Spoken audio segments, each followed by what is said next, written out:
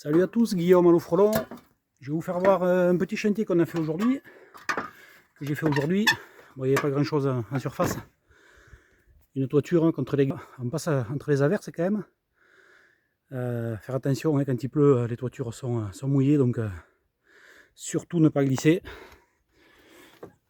Voilà, donc là je viens de traiter, c'était surtout sous cette petite toiture, la toiture de la terrasse, où il y avait beaucoup de guêpes.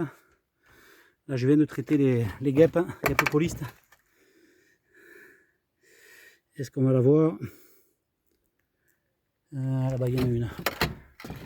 Voilà, ça sort un peu de partout. Voyez. Donc de la guêpe poliste qui se met sous les tuiles, qui font des petits nids un petit peu à droite à gauche. Et ça, l'été, c'est l'enfer parce qu'elles viennent chercher de l'eau. Elles viennent aux piscines, les jeunes se font piquer parce qu'il y a des nids sous les terrasses des piscines, etc. À cette période-là, on est mi-avril, elles ne sont pas du tout agressives. Ce sont que des femelles fécondées qui ont les œufs dans l'abdomen. Donc là, c'est une maman enceinte que vous voyez, qui malheureusement va mourir parce qu'on a traité pour la sécurité et pour réguler un petit peu. Alors ce sont des insectes très utiles pour les écosystèmes, donc inutile de traiter si ça ne représente pas de dommages ou de danger. Voilà, et on traite avec de la permétrine, c'est un insecticide en poudre qu'on envoie sous les tuiles. Voilà, on l'envoie directement par-dessous ici. Vous voyez, c'est un petit peu blanc là. Voilà, et par pulvérisation, ça contamine tout le comble. Et évidemment, on évite d'envoyer ça dans la nature parce que c'est un produit qui est un petit peu rémanent, donc qui peut polluer pendant quelques semaines, quelques jours, quelques semaines. Et du coup, s'il y a une abeille qui passe, s'il y a un frelon qui passe, s'il y a une fourmi qui passe, un papillon, etc., tous les insectes non cibles sont contaminés.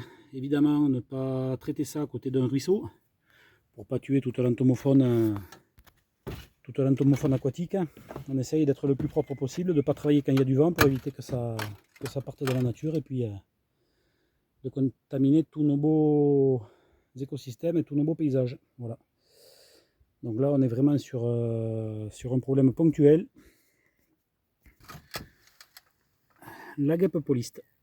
Voilà.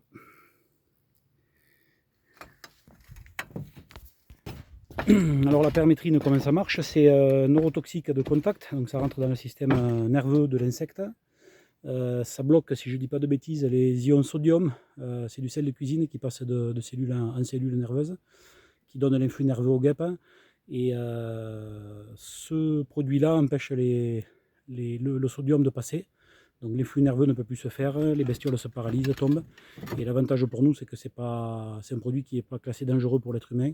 Il peut y avoir une toxicité pour le chat, mais pour l'être humain, c'est pas dangereux. Donc on peut le manipuler avec précaution pour l'environnement et aussi pour notre santé, évidemment, parce qu'il vaut mieux 2 précautions plutôt qu'aucune. Mais voilà, on peut le manipuler sans trop de soucis. C'est pas de la cypermétrine, c'est pas de la tétramétrine, des produits qu'on utilisait à l'époque et qui étaient beaucoup plus dangereux que ça. Voilà. Allez, je vous laisse. N'oubliez pas de vous abonner, une vidéo par jour pendant 365 jours. Pour l'instant, on s'y tient. On essaye de vous montrer au fur et à mesure de la saison comment ça évolue.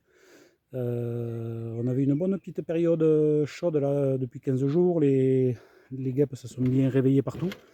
Là, on est sur une période un petit peu pluvieuse. Vous voyez, c'est nuageux.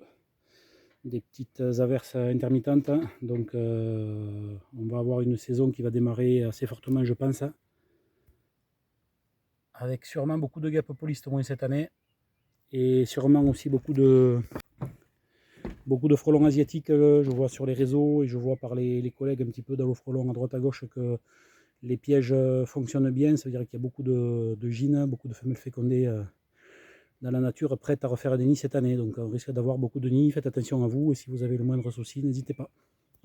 Allez, à bientôt.